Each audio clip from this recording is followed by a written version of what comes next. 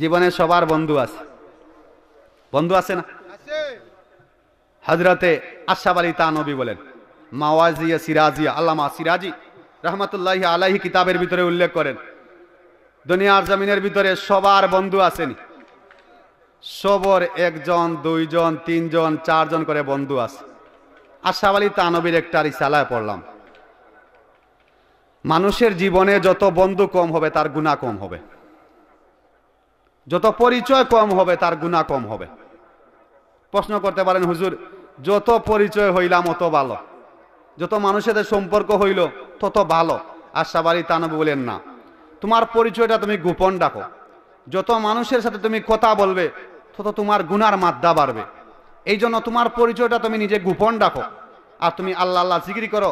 আশরাফ আলী থানভী লেখেন মাওয়াজিয়া সিরাজিয়া দ্বিতীয় খণ্ডের মধ্যে লেখেন যে বান্দার, প্রতিটা বান্দার কয়জন বন্ধু হইবে? তিনজন বন্ধু হইবে। কয়জন বন্ধু হইবে? তিনজন বন্ধু। হানা গেছে উত্তর দক্ষা, কয়জন বন্ধু হইবে? তিনজন বন্ধু। ধনীর তিনজন বন্ধু, গরিবের তিনজন বন্ধু, সবার নিত্য সবার তিনজন বন্ধু হবে। মরণের সময় তিনটা বন্ধুর কাছে আবেদন করবে, আল্লাহু আকবার। ধনী ব্যক্তিও তিনজন বন্ধুর কাছে আবেদন করবে, গরিবও তিনজন বন্ধুর কাছে আবেদন করবে। আমরা কি মাঠে কেউ আসি আজরাইলকে দেখছি, জিব্রাইলকে দেখছি, ইসরাফিলকে দেখছি, আজরাইলকে দেখছি?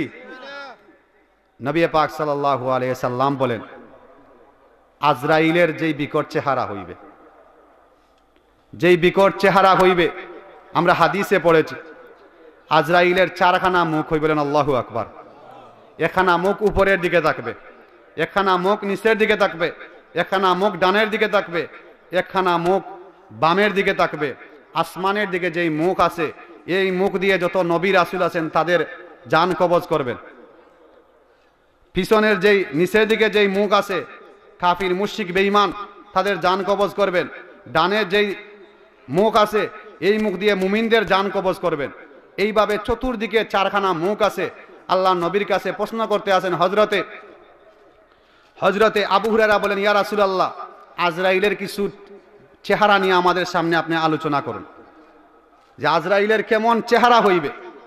আল্লাহু আকবার। হযরতে আবু হুরায়রা রাদিয়াল্লাহু তাআলা বর্ণনা করেন, ইয়া রাসূলুল্লাহ, ইয়া হাবিবাল্লাহ, মালাকুল মউতের ফেরেশতা হযরতে আজরাইলের কি বিকট চেহারা হইবে গো নবীজি বলেন। আল্লাহর নবী বলেন, ও আবু হুরায়রা রে, দুনিয়ার জমিনের ভিতরে মানুষের তিনটা বন্ধু হইবে। ওই তিনটা বন্ধু ধনী হোক গরিব হোক, প্রতিটা মানুষের তিনটা বন্ধু হইবে রে আবু হুরায়রা।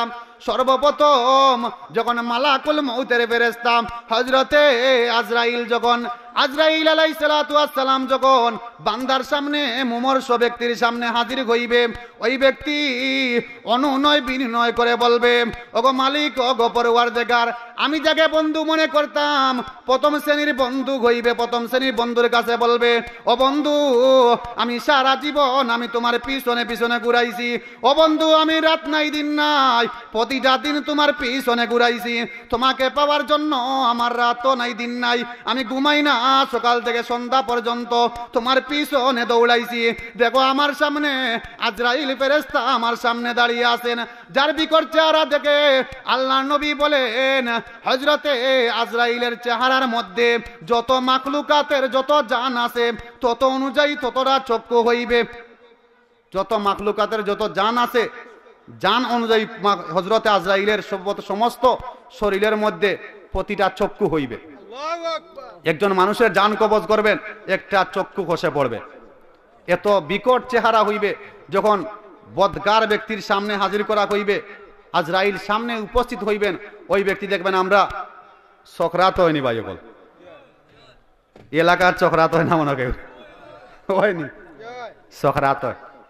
দেখবেন বান্দা মৌতের সময় বলবে, শুধু পানি দাও, কি দাও, আমাকে পানি দাও। যদি সমস্ত, আল্লাহ নবী বলেন, এই সময় যদি সমস্ত সাগরের পানি ওই ব্যক্তির মধ্যে ছাড়া হয়, তার তিরাশা মিটবে না।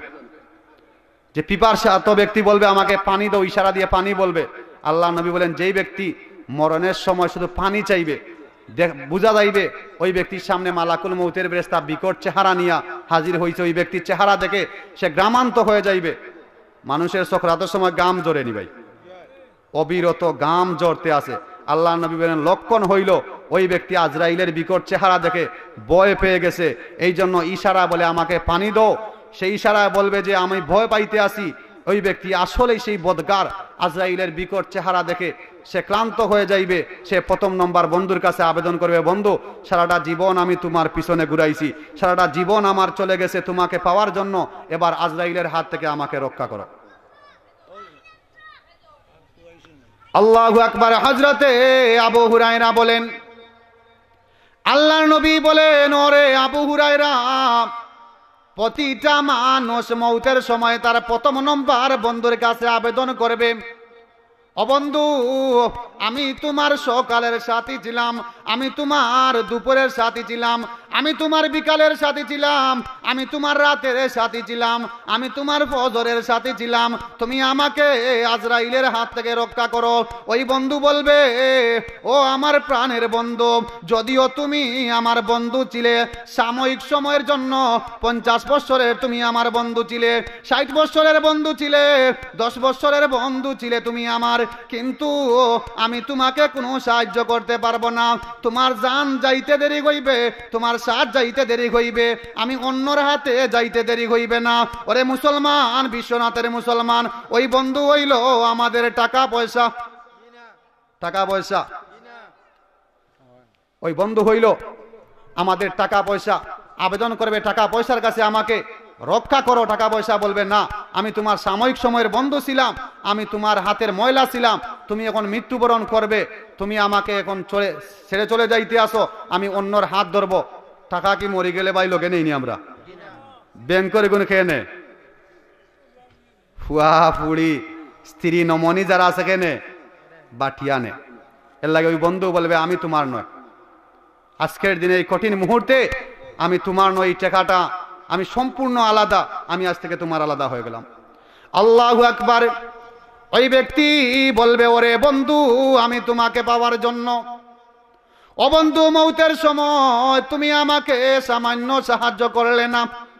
ওই জবাবে বন্ধু বলবে, সাময়িক সময়ের জন্য যদি আমি তোমার বন্ধু ছিলাম, কিন্তু আমি তোমার কবরের সাথী নয়, আমি তোমার হাসরের সাথী নয়, আমি তোমার জান্নাতের সাথী নয়, আমি তোমার জাহান্নামের সাথীও নয়, আমি তোমার সাহায্য করতে পারবো না। আমি বন্ধু তোমার থেকে ফারেক হয়ে গেলাম। ব্যাংকে টাকা রাখছো, তুমি সুদ খেয়েছো, ঘুষ খেয়েছো রে বাবারা, ওই ব্যাংকের টাকা তুমি মৃত্যুবরণ হইবে, তোমার ছেলে নিবে, তোমার মেয়ে নিবে, তোমার স্ত্রী নিবে, তোমার সাথী হইবে না। এবার ওই বন্ধু বলবে, আজরাইলের বিকট চেহারা থেকে, আজরাইলের তাবা থেকে তুমি আমাকে রক্ষা করো। বলবে আমার দ্বারা সম্ভব নয়, তোমার 2 নম্বর বন্ধুর কাছে তুমি আবেদন করো, 2 নম্বর বন্ধুর কাছে তুমি আবেদন করো, আমি তোমাকে কোনো সাহায্য করতে পারবো না। 2 নম্বর বন্ধু হইল। বান্দা বলবে, আমি তোমার জন্য সারাটা জীবন আমার শেষ হয়ে গেছে, আমি খেতে গেছি, সকালে আমি ব্যবসায় ছিলাম, আমি বাণিজ্যে ছিলাম, আমি ব্যাংকে ছিলাম, চাকরিতে ছিলাম, সব কিছু করেছি শুধু একমাত্র কার জন্য? আমার ছেলের জন্য, আমার মেয়ের জন্য, আমার স্ত্রীর জন্য, সব কিছু করছি। আল্লাহু আকবার। ওই মুমূর্ষ ব্যক্তি বলবে, প্রথম নম্বর বন্ধুর কাছে আমি হেরে গেলাম, এই মৌতের সময় আমি 2 নম্বর বন্ধুর কাছে আবেদন করলাম। 2 নম্বর বন্ধুরা বলবে, ও আমার প্রাণের স্বামী, যদিও তুমি আমার স্বামী ছিলে, কিন্তু আমি তোমার কবরের সাথী হইতে পারবো না, আজরাইলের হাত থেকে আমি তোমাকে রক্ষা করতে পারবো না। ওরে মুসলমান, ওই সন্তানাদি বলবে, ও আমার আদরের পিতা, ও আমার আদরের মাতা গো, যদিও তুমি আমাকে অনেক মহব্বত করতে, যদিও তুমি আমাকে সারাটা জীবন তুমি কষ্ট করে আমাকে লালন পালন করেছ, তবে আমরা তোমার 2 নম্বর বন্ধু, 2 নম্বর বন্ধু হিসাবে আমরা একটা কাজ করতে পারি, আমরা তোমার কাফনের কাফন পড়াইতে পারি, আমরা তোমার জানাজার নামাজ পড়াইতে পারি, আমরা তোমাকে গোসল করাইতে পারি, আমরা তোমাকে কবরে নিয়ে যাইতে পারি। এর চাইতে আর বেশি কাজ করতে পারবো না, এর চার বেশি কাজ করা সম্ভব নেই।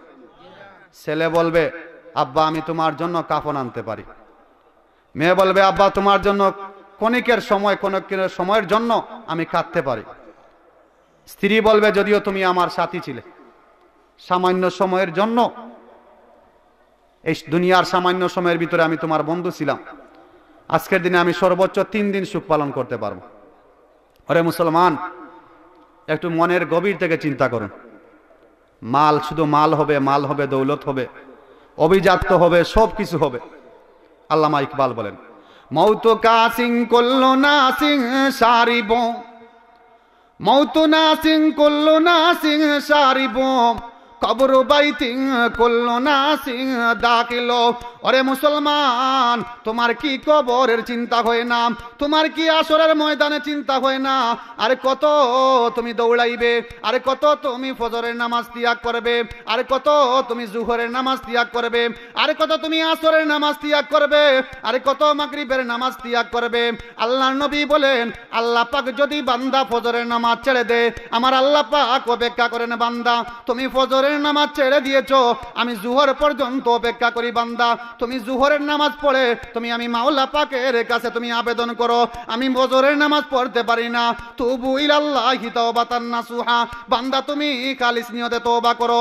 বান্দারে, ওরে বান্দির দল, ওরে যুবকের দল, ওরে যুবতীর দল, তুমি ফজরের নামাজ পড়ো না, আমি আল্লাহ পাক জুহর পর্যন্ত তোর জন্য অপেক্ষা করি রে বান্দা। তুই জুহর আসলে মুনাজাতের মাধ্যমে তুই আমি গাফফার নামর কাদিরের কাছে তুই ইয়া রাজ্জাকু ইয়া ফাত্তাহু ইয়া আলিমুন ইয়া কাবিদু ইয়া বাসিদ, তুই 99টা নাম আছে রে বান্দা, 99টা নামের মধ্যে একটা নাম আছে ইয়া গাফফার। আমার আল্লাহ পাক বলেন যে আমার সিফতি নামগুলো আছে, যদি বান্দা নামাজে বসে বসে যদি দৈনন্দিন 20 বার নামাজে বসে ইয়া গাফফারু ইয়া গাফফারু ইয়া গাফফারু বলে, আমার আল্লাহ পাক বলেন বান্দারে তোর পিছনের গুনাহগুলো আমি মাফ করে আমি তোকে পাক সাফ করে দিব। আমার আল্লাহ বলেন বান্দা তুই জোহরের নামাজ পড়ো না, তুমি আসরের সময় হয়ে গেছে বান্দা, মুয়াজ্জিনের কণ্ঠে আল্লাহু আকবার হইছে বান্দা, তুমি নামাজে দৌড়াইয়া যাও বান্দা, নামাজে গিয়া তুমি বান্দা আসরের নামাজের সময় তুমি তওবা করো বান্দা, তুমি আসরের নামাজ পড়ো নাই রে বান্দা, তুমি মাগরিবের সময় হইছে বান্দা, মাগরিবের সময় গিয়া তুমি আমি মাওলা পাককে তুমি গিয়া তুমি সিজদা করো রে বান্দা, মাগরিবের নামাজ পড়ো নাই বান্দা, তুমি জোহরের এশার নামাজ হইছে, এশার নামাজে দৌড়াইয়া বান্দা তুমি নামাজ পড়ো। বান্দা তুমি এশার নামাজও পড়ো না, আমি শেষ রজনীতে আল্লামিন মুস্তাকবিরিন ফাগফিরা লাহু আল্লামিন মুস্তারজিকিন ফারজুকা লাহু, বান্দা আমি সপ্ত আসমানে এসে রেখে বলি বান্দারে আল্লামিন মুস্তাকবিরিন ফাগফিরা লাহু, বান্দা তোর গুনাহ হইছে। শেষ রজনীতে তাহাজ্জুদের সময় সমস্ত মানুষ ঘুমিয়া গেছে বান্দা, তো আমি ঘুমাই না, আমার আল্লাহ পাকের ঘুম নাই। আল্লাহর ঘুম আছেন? আল্লাহ নিদ্রা আছেন? আল্লাহর কোনো আকৃতি আছেন?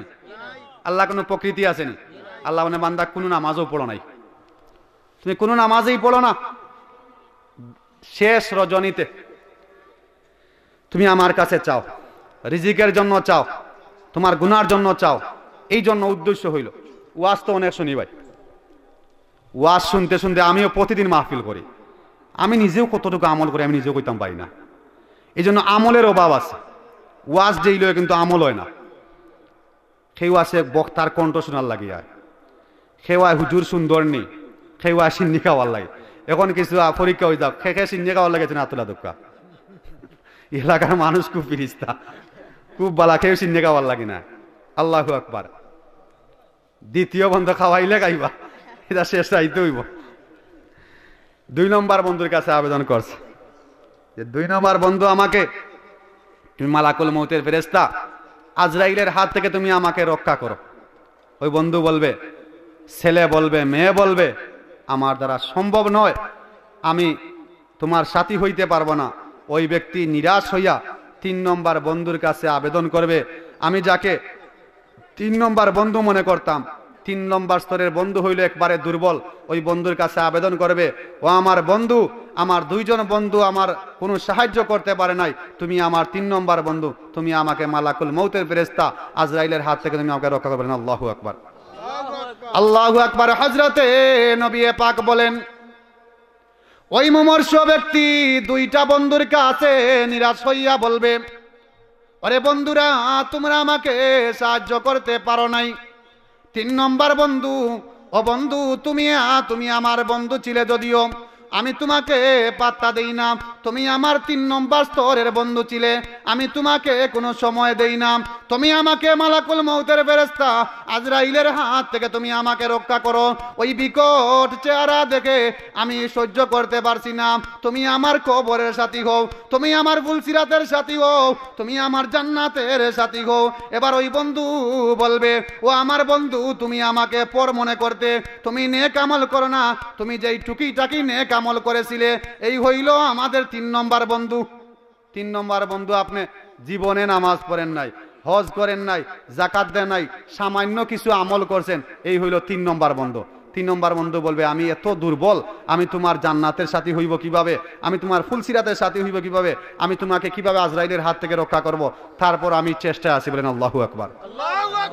3 নম্বর বন্ধু বলবে, ও মুমূর্ষ ব্যক্তি, ও মুমূর্ষ ব্যক্তি, তুমি আমি আমল করো নাই, তুমি নামাজ পড়ো নাই, রোজা রাখো নাই, হজের সময় হইছে তুমি যাকাত দেও নাই, হজের সময় হইছে তুমি বাইতুল্লাহ জিয়ারতে যাও নাই, তবে তুমি টুকিটাকে কিছু আমল করেছো।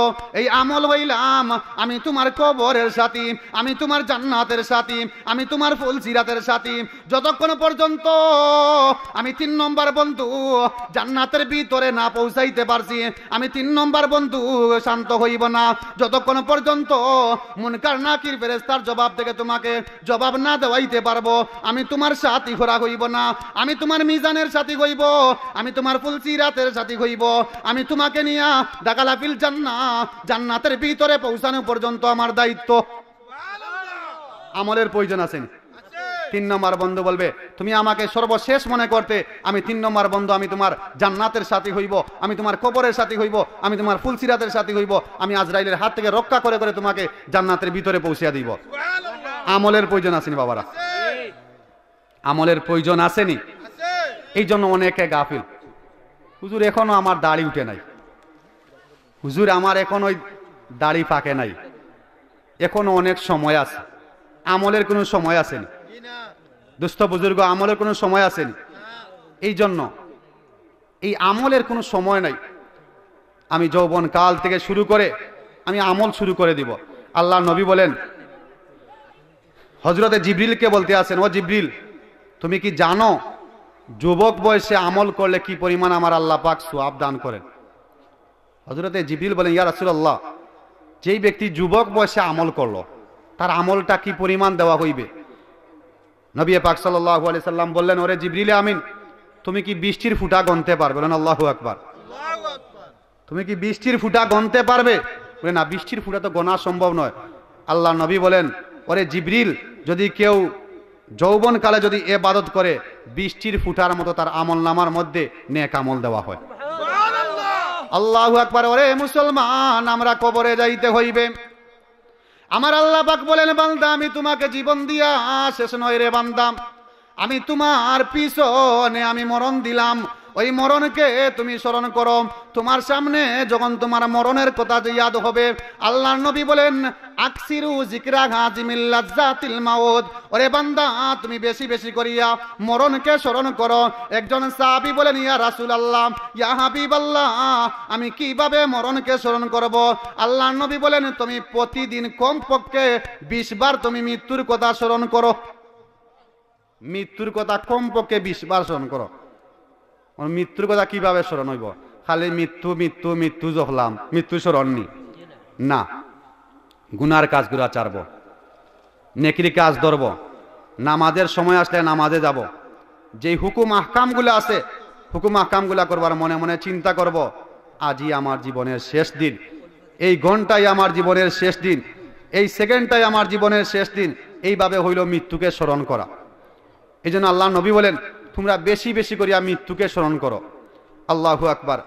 এই মরণের মাধ্যমে বান্দা একদিন এই দুনিয়া ছাড়তে হইবে, কবরে যাইতে হইবে। রে মুসলমান, আমি যেই বাড়ি ঘর আমার অভিজাত সব কিছু আছে, কিন্তু কবরে কেউ আমার সাথী হইবে? কেউ আমার সাথী হইবে না। হযরতে হাসান বসরি বলেন, যুগশ্রেষ্ঠ একজন আল্লাহর ওলি হাসান বসরি বলেন, আমি একজন যুগের ওলি, আমি মানুষদেরকে ইসলামের দাওয়াত দিতে আসি, মানুষকে কবরের কথা শুনাইতে আসি, ওয়াজ করে কবরের কথা শুনাইতে আসি, জান্নাতের নিয়ামত রাজির কথা শুনাইতে আসি। হঠাৎ করে আমার সামনে একটা অগ্নি পূজক, যার নাম হইল শামউন। যার নাম কি? শামউন। আমি কবরের ওয়াজ করতে আসি, আমি জান্নাতের নিয়ামত রাজির ওয়াজ করতে আসি, জাহান নামের ভয়াবহতার ওয়াজ করতে আসি। আমার সামনে দেখলাম একটা অগ্নি পূজক, যে অগ্নির পূজা করে, যে সূর্যের পূজা করে, যে তারকারাজির পূজা করে। আসেনি ভাই? যে পূর্ব দিকে সূর্য উদিত হয়, চন্দ্র উদিত হয় রাত্রে, চন্দ্রের পূজা করে, তুলসী গাছের পূজা করে, দেব দেবতার পূজা করে। ওই শামউন অগ্নি পূজক, যে সব সময় অগ্নির পূজা করত, তারকারাজির পূজা করত, চন্দ্র সূর্যের পূজা করত। হযরতে হাসান বসরি বললেন, ও শামউন অগ্নি পূজক, তোমার রব কে বলো? বলেন আল্লাহু আকবার। প্রশ্ন করলেন, তোমার রব কে বলো? শামউন বলে, আমার রব হইলেন একজন আমি জানি, যিনি আমাকে সৃষ্টি করেছেন আল্লাহ পাক। হাসান বসরি বলেন, তাহলে তুমি কেন তারকারাজির পূজা করো? তুমি কেন সূর্যের পূজা করো? তুমি কেন চন্দ্র সূর্যের পূজা করো? তুমি দেব দেবতার পূজা করো? তুমি কি তোমার মাওলা পাকের কাছে চলে যাইবে না? আল্লাহু আকবার। হাসান বসরি দাওয়াত দিতে আসেন, বললেন, তুমি যদি ইসলাম গ্রহণ করো, কি করো? ইসলাম গ্রহণ করো, আমি লিখে দিতে পারি জান্নাতি। বলেন আল্লাহু আকবার। হযরতে হাসান বসরি রহমাতুল্লাহি আলাইহি বললেন, ও শামউন অগ্নি পূজক, তুমি যেই দেবতার পূজা করো, ওরে হিন্দু বাইরে আমি বলি, তোমরা যেই দেবীর পূজা করো, তোমরা যেই সরস্বতী পূজা করো, তোমরা যেই লক্ষ্মী পূজা করো, ওরে মুসলমান, দেবী লিখতে কয়টা অক্ষর লাগে? দুইটা অক্ষর লাগে। দয়াকারে দেব, দীর্ঘ উকারে বি দেবী। ওরে মুসলমান, আল্লামা ফরিদউদ্দিন আতার রহমতুল্লাহি আলাইহি তার কিতাবের ভিতরে আমার আল্লাহ পাকের একটা ঘোষণা এনেছেন, বান্দা, ওরে বান্দা, তুমি যেই দেবীর পূজা করো, যেই সরস্বতী পূজা করো, যেই তুমি লক্ষ্মী পূজা করো, ওরে মুসলমান, তোমার বিবেকের প্রয়োজন আছে। আল্লামা ফরিদউদ্দিন আতার রহমতুল্লাহি আলাইহি তার কিতাবের ভিতরে উল্লেখ করেন, তুমি দেবীর পূজা করো, দো ছেড়ে দিয়েছো, আর বর কোনো অর্থ আসেনি। দেবী লিখতে কয়টা অক্ষর? দুইটা অক্ষর না ছয়টা অক্ষর? দো ছেড়ে দিয়েছো, বর আর কোনো অর্থ আসেনি। বদিগরে বিশেষ বীর কোনো অর্থ আসেনি।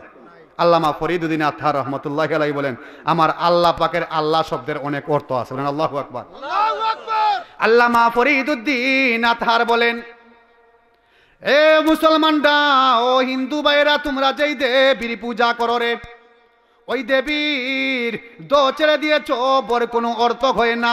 আমার আল্লাহ পাকের আল্লাহ লিখতে ৬০টা শব্দ, ৬০টা হরফ হয়। বলেন আল্লাহু আকবার। ওরে মুসলমান, আমার আল্লাহ পাকের আলিফ ছেড়ে দিয়েছ, বান্দা, তুমি লিল্লাহ, তাকে লিল্লাহ দিয়া কাকে বুঝায় রে ভাই? লিল্লাহি মুলকুস সামাওয়াতি ওয়াল আরদ। আল্লামা ফরিদউদ্দিন আতার বলেন, বান্দা, তুমি আলিফ ছেড়ে দিয়েছো, আমার মাওলা পাকের লিল্লাহ আছে। লিল্লাহি মুলকুস সামাওয়াতি ওয়াল আরদ, লিল্লাহ দিয়া আমার মাওলা পাককে বুঝায়। ওরে মুসলমান, আমার আল্লাহ পাকের তুমি লিল্লাহর লাম ছেড়ে দিয়েছো, এখনো লাহু আছে। লাহু মা ফিস সামাওয়াতি ওয়া মা ফিল আরদ, আমার আল্লাহ পাকের লাম ছেড়ে দিয়েছো, এখনো আমার মাওলা পাকের হা আছে। হা দিয়া হু আল্লাহুল্লাযী লা ইলাহা ইল্লাহু আলিমুল গায়বি ওয়াস শাহাদা, আমার আল্লাহ পাকের হা দিয়া প্রতিটা অক্ষর দিয়া আমার আল্লাহ পাককে বুঝানো যায়। বলেন আল্লাহু আকবার। কাদিরে কুদরত দারি বর কামাল, কাদিরে কুদরত দারি বর কামাল, আনতা রাব্বি আনতা হাসবি জুল জালাল, তোই কাদির জলিলুল্লাহ জাহাদার, বাহার হালে তোই মেরান গাবার। ওরে মুসলমান, ফরিদউদ্দিন আতার বলেন, আমার মাওলা পাকের আলিফের যদি আলিফ ছেড়ে দাও, লিল্লাহ দিয়ে আমার মাওলা পাককে বোঝায়। লিল্লাহর যেই লাম আছে, এখনো আমার মাওলা পাকের লাহু আছে। আমার মাওলা পাকের লাম ছেড়ে দিয়েছো, হু আল্লাহুল্লাযী লা ইলাহা ইল্লাহু, এই হা দিয়া আমার মাওলা পাককে বুঝানো যায়নি রে ভাই। ওরে হিন্দু ভাই, তোমরা যেই সরস্বতী পূজা করো, 12 মাসে তোমরা 13 পূজা করো রে ভাই। এই ওয়াজটা আমি সুনামগঞ্জে করেছিলাম।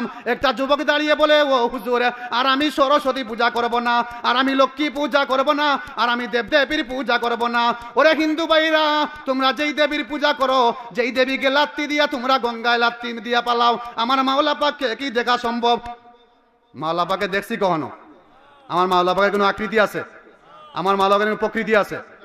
আলহামদুলিমা কাদ্দারা খাইরাও ওয়া কাবালা আলহামদুলিমা কাদ্দারা খাইরাও ওয়া কাবালা ওয়া শুকরা লিমান সাওয়ারা হুসনাও ওয়া জামালা ফারদুন সামাদুন আন সিফাতিল খালকি বারিও রাব্বি আজালিও খালাকাল খালকা কামালা লা জিদ্দা ওয়ালা নিদ্দা ওয়ালা হাদ্দালি মাওলা আল-আনা কামা কানা ওয়ালাম ইয়ালকা জাওয়ালা লা মিসলা লিমান সাওয়ারা মিসলা ওয়া নাজিরা মান কালা সিওয়া যালিকা কাদ কালা মুহালা।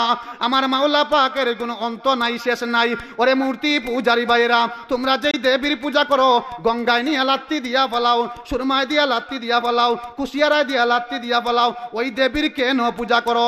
হযরতে হাসান বসরি বলতে আছেন, ও সামন, যেই তুমি দেবীর পূজা করো, যেই সূর্যের পূজা করো, যেই তারকারাজির পূজা করো, তুমি কেন আমার মাওলা পাকের প্রতি তুমি বিশ্বাস স্থাপন করো না? আল্লাহু আকবার। তুমি কেন আমার মাওলা পাকের প্রতি বিশ্বাস স্থাপন করো না? এই আল্লাহকে বিশ্বাস করা ইমানের কি প্রথম স্তর? মুসলমানের প্রথম স্তর কি? আল্লাহকে বিশ্বাস করা। দাওয়াত দিতে আছেন যে তুমি আমার মাওলা পাকের যদি বিশ্বাস স্থাপন করো, নবীর উপর ঈমান আনো।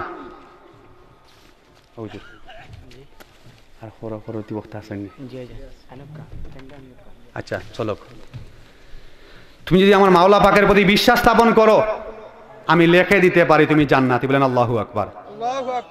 ওই সামন বলে, আমি মুখের কথার কোনো গ্যারান্টি নাই, আমার 3টা শর্ত আছে ইসলাম গ্রহণ করতে পারি, তাহলে আমি ইসলাম গ্রহণ করবো। আমার 3টা শর্ত আছে। কয়টা শর্ত? 3টা।